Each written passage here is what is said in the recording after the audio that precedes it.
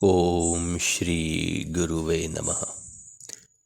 ज्ञानगंज के तिब्बती साधक युत्सुंग लामा से साक्षात्कार मेरे प्रारब्ध में था। भाग 35। चर्चा के दौरान युत्सुंग लामा जी ने अपनी बातों को आगे बढ़ाते हुए कहा कि ज्ञानगंज से तिब्बत की सीमा मात्र 11 किलोमीटर दूर है। यह सुनने में भले ही थोड़ा कम लगे, लेकिन इतनी सी दूरी को पार करने में ही 3 दिन लग जाते हैं, क्योंकि यह मार्ग असंभव दुर्गम और बर्फीला है।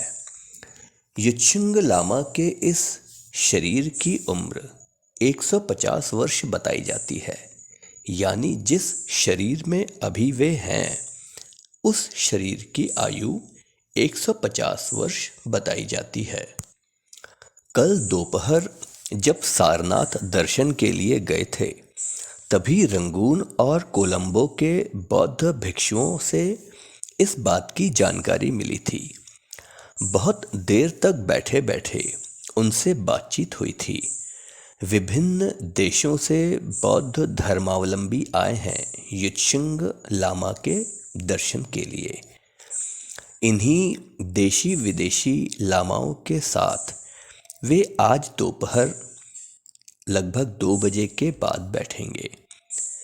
ऐसे में देखने पर लगता है कि उनकी उम्र महज 40 वर्ष के लगभग होगी। विशेष साधना के लिए अगले 3 वर्ष बाद वे इस शरीर को छोड़कर अपनी दीक्षित देह में लौट जाएंगे। उसके बाद उनके दर्शन पाना शायद संभव नहीं होगा। इसीलिए आज ये महासभा है। मेरी तरफ कुछ देर देखते रहे युत्सुंग लामा। मैं कुछ विचलित हो गया। उन्होंने मुझे बड़े ध्यान से देखा। उसके बाद धीरे से कहा, स्वामी दिव्यासना ने तुम्हारे विषय में मुझे ठीक आभास दिया था। वे स्वयं भी आत्मिक जगत के उच्च कोटि के योगी हैं। अनेक विदेही पुण्यात्माओं के साथ उनका निरंतर संपर्क होता रहता है। आत्मा के साथ संपर्क स्थापित करना भी योग की एक विशेष प्रक्रिया है। तुम्हारी आत्मा उनकी परिचित मालूम होती है मुझे। तुम्हारा यह शरीर की बात नहीं कर रहा हूं मैं। युत्सुंग लामा जी ने मेरी ओर देखते हुए कहा, स्वामी दिव्यासना की धारणा है तुम्हारी आत्मा से अनेक परीक्षा मूलक कार्य संभव हैं। इसीलिए उन्होंने मुझे तुम लोगों के साथ मुलाकात करने और तुम्हारी आत्मा के इतिहास को थोड़ा सा कुरेदने का अनुभव किया था। ठीक ही कहा था उन्होंने।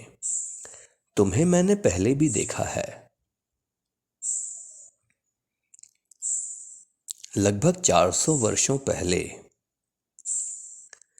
यह कहकर युत्सुंग लामा जी मौन हो गए।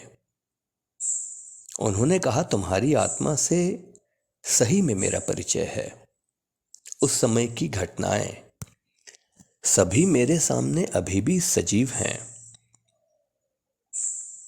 लेकिन इसके बारे में तुम्हें विस्तार से बताया नहीं जा सकता।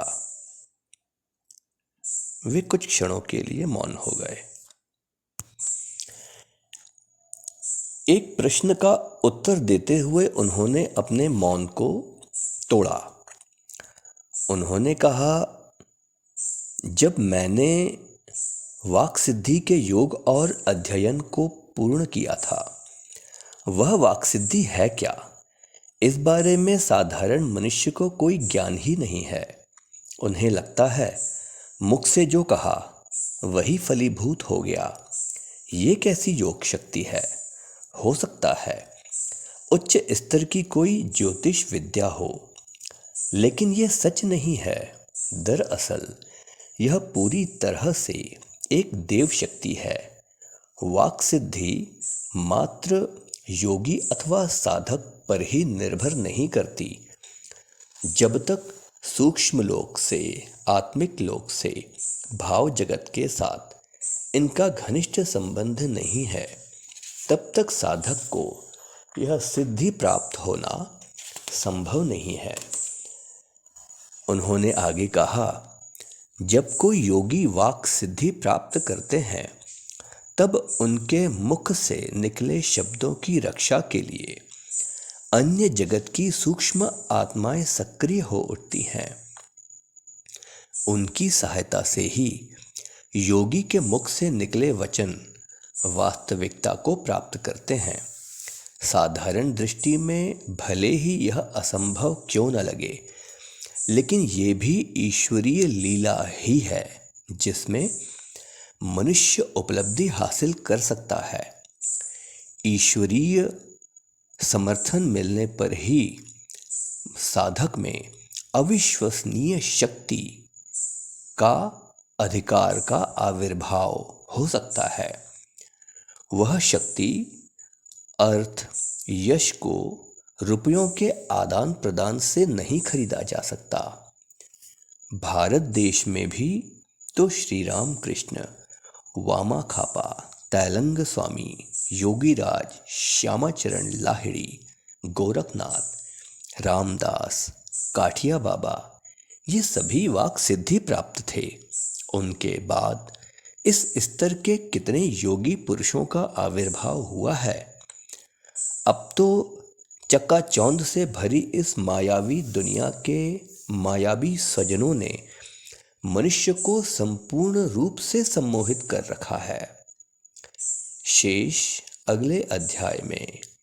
ओम श्री गुरुवे नमः।